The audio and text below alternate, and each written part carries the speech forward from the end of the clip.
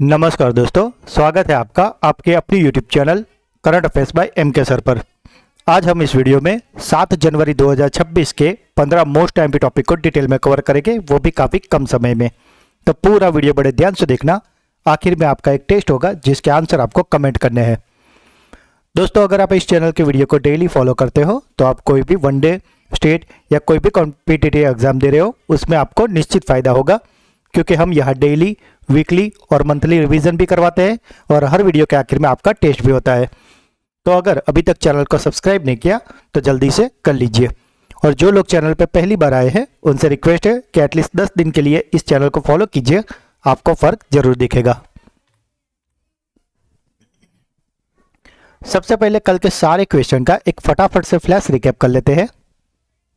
कल का पहला क्वेश्चन था, अमेरिकी सेना ने किस दक्षिणी अमेरिकी देश के राष्ट्रपति को कथित मादक पदार्थों की तस्करी के आरोप में गिरफ्तार करने की कार्यवाही की है? तो दोस्तों, जो अमेरिकी सेना है उन्होंने वेनेजुएला के राष्ट्रपति को गिरफ्तार किया है। भारत का पहला सरकारी अस्पताल आधारित एआई क्लिनिक किस शहर में स्थापित किया जाएगा? तो दोस्तों, ये जो एआई क्लिनिक है ये शुरू होने वाला है ग्रेटर नोएडा में। किस राज्य सरकार ने अपने सभी सरकारी स्कूलों में अखबार पढ़ना अनिवार्य कर दिया है, जिससे वह ये ऐसा करने वाला भारत का दूसरा राज्य बन गया है? तो दोस्तों, जैसे कि हमने आपको कल बताया था कि पहला राज्य था उत्तर प्रदेश और अब ऐसा करने वाला दूसरा राज्य बन गया है राजस्थान। जनवरी 2026 की रिपोर्ट के अनुसार 70 लाख से अधिक की आबादी वाला भारत का पहला स्लम मुक्त शहर बनने की दिशा में कौन सा शहर अग्रसर है? तो दोस्तों, वैसे तो चंडीगढ़ भी स्लम मुक्त सिटी है, पर उसकी आबादी काफ़ी कम है और यहाँ बात हो रही है 70 लाख से अधिक आबादी वाला शहर, जो कि है गुजरात का सूरत। प्रधानमंत्री द्वारा भारत की पहली महिला स्वतंत्रता सेनानी रानी वेलु नाचियार को उनकी जयंती पर श्रद्धांजलि अर्पित की गई, वह भारत के किस राज्य से थी? तो दोस्तों, ये जो रानी वेलु नाचियार जी थी वे थी तमिलनाडु की। किस राज्य ने ऊर्जा ग्रिड और महत्वपूर्ण बुनियादी ढांचे पर साइबर हमलों के बढ़ते खतरे को देखते हुए एक विशेष साइबर सुरक्षा समिति का गठन किया है? तो दोस्तों, ये जो साइबर सुरक्षा समिति है इसका गठन किया है गुजरात ने। जनवरी 2026 में प्रमुख रक्षा अध्यक्ष जनरल अनिल चौहान ने किस द्वीप पर भारतीय वायुसेना के नए अड्डे के एक नया पुनरुत्थित और उन्नत रनवे का उद्घाटन किया है? तो दोस्तों, ये जो रनवे बनाया है जिसका उद्घाटन हुआ है वे है कार निकोबार द्वीप। गैलेक्सी फ्रॉग, जो अपनी विशिष्ट नीली सफेद बिंदुओं वाली त्वचा के लिए जाना जाता है, वे भारत के किस भौगोलिक क्षेत्र में स्थानिक है? तो दोस्तों, ये जो गैलेक्सी फ्रॉग है ये मेंढक की प्रजाति पाई जाती है पश्चिम घाट, विशेषकर केरल में। किस केंद्रीय मंत्रालय ने डेटा आधारित शासन और सांख्यिकी के महत्व को दर्शन करते हुए हाल ही में एक नया लोगो और शुभंकर लॉन्च किया है? तो दोस्तों, ये जो नया लोगो और ये शुभंकर यानी कि मैस्कॉट है ये लॉन्च किया है सांख्यिकी और कार्यक्रम कार्यान्वित मंत्रालय ने। उस्मान ख्वाजा ने अंतर्राष्ट्रीय क्रिकेट से संन्यास की घोषणा की है, वह किस देश के लिए क्रिकेट खेलते हैं? तो दोस्तों, ये जो उस्मान ख्वाजा है वे खेलते हैं ऑस्ट्रेलिया के लिए और वो ज्यादातर टेस्ट क्रिकेट ही खेलते हैं। किस राज्य में बोरमदेव कॉरिडोर परियोजना की आधारशिला रखी गई है? तो दोस्तों, ये जो बोरमदेव कॉरिडोर परियोजना है वे है छत्तीसगढ़ की। किस देश ने आधिकारिक तौर पर क्रिप्टो करेंसी माइनिंग और एक्सचेंजों को कानूनी मान्यता दी है?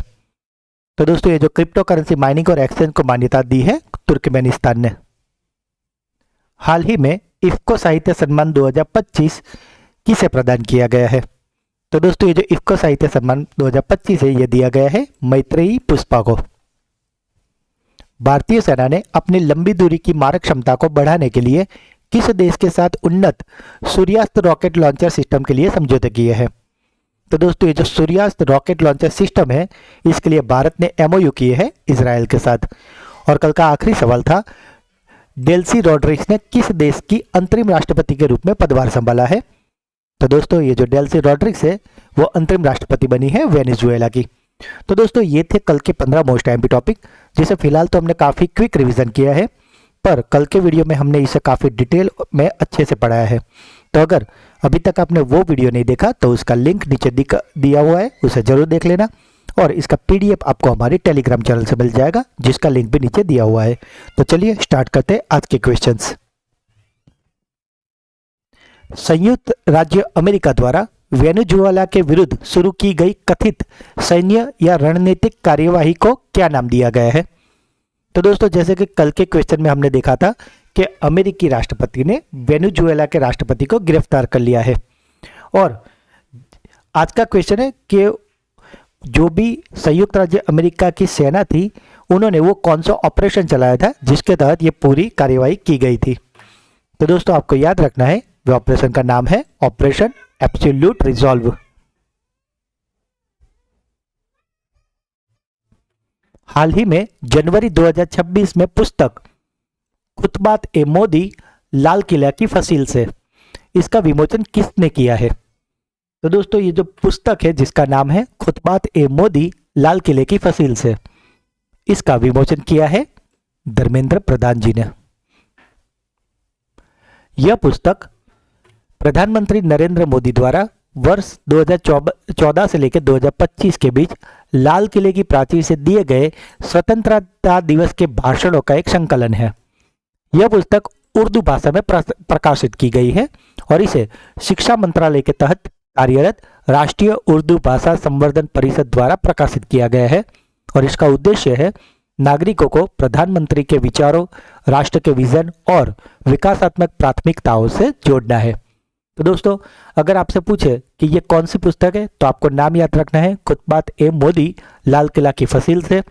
इसका विमोचन किसने किया है? तो धर्मेंद्र प्रधान जी ने। इसमें क्या है? तो इसमें 2014 से लेकर 2025 तक के लाल किले पे से जो भी प्रधानमंत्री जी ने स्वतंत्रता दिवस पर जो भाषण दिए उसका एक संकलन है। ये किस भाषा में है? तो ये उर्दू भाषा में है। और इसे किसने लॉन्च किया है? तो इसे शिक्षा मंत्रालय ने किया है। तो दोस्तों, इस टॉपिक में से इतने एमसीक्यू निकलते हैं जो आपके एग्जाम पॉइंट ऑफ व्यू से काफी ज्यादा इंपॉर्टेंट है। स्पेसएक्स ने किस देश के साथ पृथ्वी अवलोकन उपग्रह जिसका नाम है कॉस्मोस स्काईमेड CGS-2 का सफल परीक्षण किया है?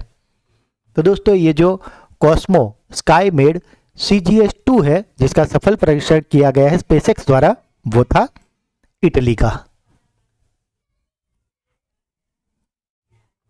44वीं junior national kho kho championship 2025-26 में लड़कों के वर्ग में खिताब किसने जीता है? तो दोस्तों, यह पूछा गया है कि लड़कों के वर्ग का खिताब किसने जीता है?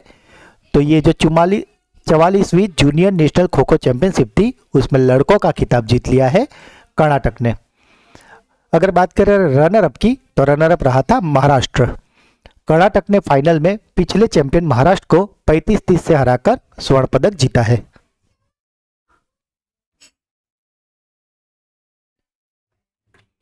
केंद्रीय मंत्री डॉक्टर एस जयशंकर ने किस संस्थान के ग्लोबल रिसर्च फाउंडेशन का शुभारंभ किया है?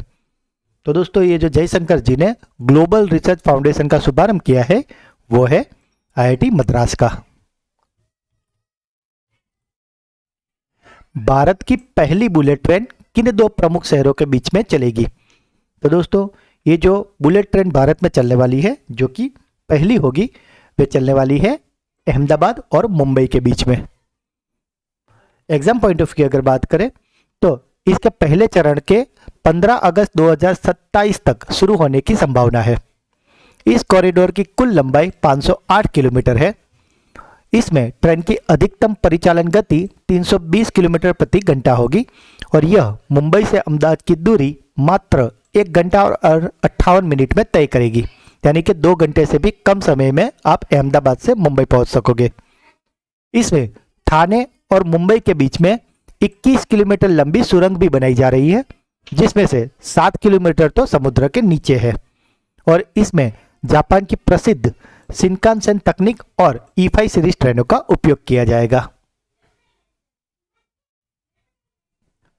हाल ही में किस राज्य या केंद्र शासित प्रदेश के PWD ने सभी सड़क संकेतों पर QR कोड लगाना अनिवार्य किया है?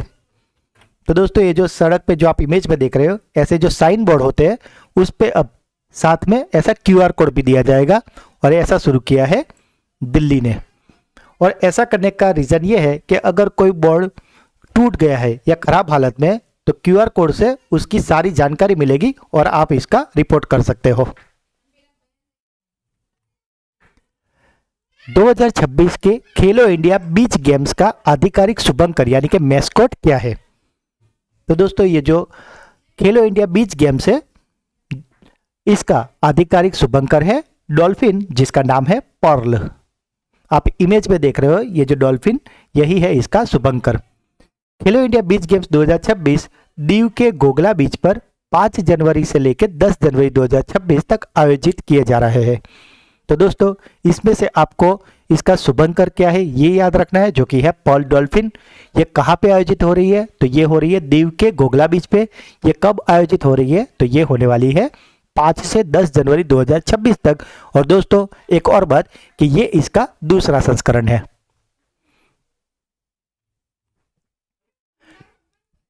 किस देश की वायुसेना ने स्वदेशी रूप से विकसित तैमूर मिसाइल का सफल उड़ान परीक्षण किया है?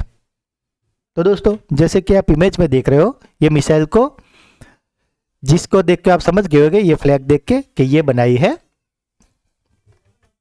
पाकिस्तान ने।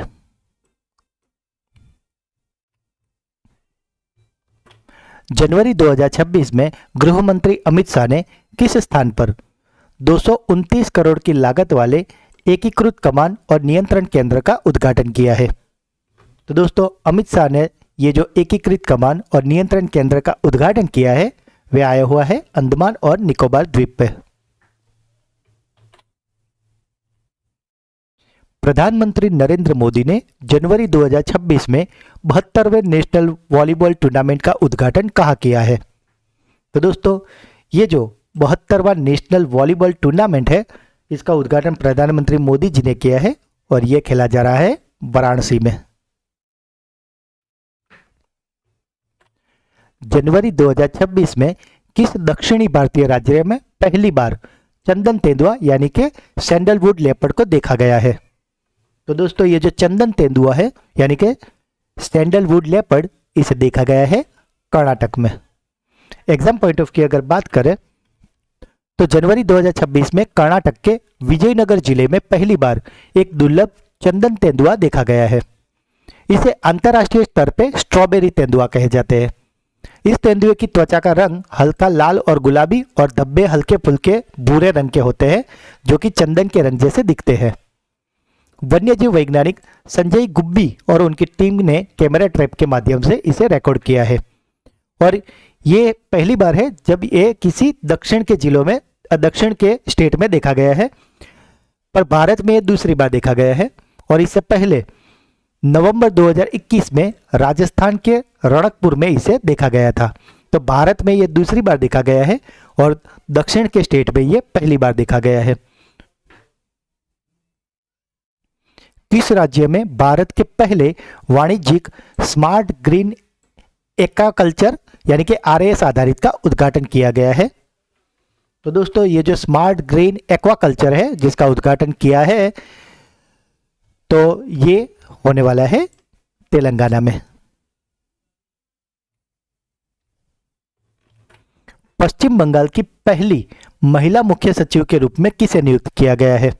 तो दोस्तों यह बात हो रही है पश्चिम बंगाल की और इसकी पहली महिला मुख्य सचिव बन गई है नंदिनी चक्रवर्ती।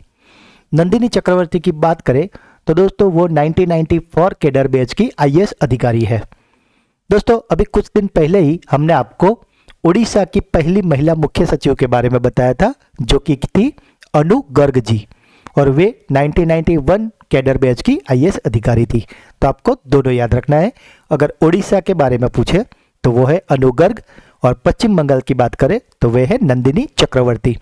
आप इमेज में देख रहे हो, दूसरी इमेज में यही है नंदिनी चक्रवर्ती जी। 9वें सिद्ध दिवस समारोह का मुख्य आयोजन कहाँ किया गया है? तो दोस्तों ये जो 9th नंबर का सिद्ध डे था इसका आयोजन हुआ है चेन्नई में। अगर एग्जाम पॉइंट ऑफ व्यू की अगर बात करें तो इसका लॉन्च किया है यानी कि उद्घाटन किया है हमारे उपराष्ट्रपति सीपी राधाकृष्णन जी ने। दोस्तों अब आपको होगा कि ये सिद्ध क्या है। तो दोस्तों आपको पता ही होगा कि हमारा एक मंत्रालय है जिसका नाम है आयुष। आपको आयुष का पूरा नाम पता है? अगर है तो आप इसे कमेंट में जरूर लिखना। आयुष का पूरा नाम है आयुर्वेदा, योगा, यूनानी, सिद्ध और होम्योपैथी। तो दोस्तों ये जो एस है यही है ये सिद्ध, और यही डे यानी कि 9वां सिद्ध दिवस मनाया गया है चेन्नई में। तो दोस्तों ये थे आज के 15 मोस्ट एमपी टॉपिक। अब बारी है आपकी ब्रेन बूस्टर क्विज की, जिसके आंसर आपको कमेंट करने हैं। आज का पहला क्वेश्चन है, हाल ही में जनवरी 2026 में पुस्तक खुतबात ए मोदी लाल किले की फसील से, इसका विमोचन किसने किया है? 44वीं junior national kho kho championship में लड़कों के वर्ग का खिताब किसने जीता है? जनवरी 2026 में किस दक्षिणी राज्य में पहली बार चंदन तेंदुआ यानी कि सैंडलवुड लेपर्ड को देखा गया है? तो दोस्तों तीनों क्वेश्चन के आंसर आपको कमेंट में करने हैं। दोस्तों अगर आप इस चैनल के वीडियो को डेली फॉलो करते हो तो आपकी सारी एग्जाम के लिए ये चैनल आपको बहुत ही ज़्यादा हेल्पफुल रहेगा। बस आपको करना ये है कि हर रोज़ सवेरे उठ के इस चैनल के वीडियो को देखने की एक आदत बनानी है, और यही आदत एक दिन आपकी जीतने की वजह की आदत बन जाएगी। तो दोस्तों अगर वीडियो अच्छा लगा है तो इसे लाइक करें, जो भी क्वेश्चन पूछे गए या अगर आपका कोई डाउट है तो इसे कमेंट करें, वीडियो को ज़्यादा से ज़्यादा अपने व्हाट्सएप, टेलीग्राम, सोशल मीडिया और दोस्तों में शेयर करें, और अगर अभी तक चैनल को सब्सक्राइब नहीं किया तो प्लीज़ जल्दी से कर लीजिए। तो मिलते हैं एक अगले वीडियो में, तब तक के लिए पढ़ते रहिए, आगे बढ़ते रहिए। जय हिंद, जय भारत।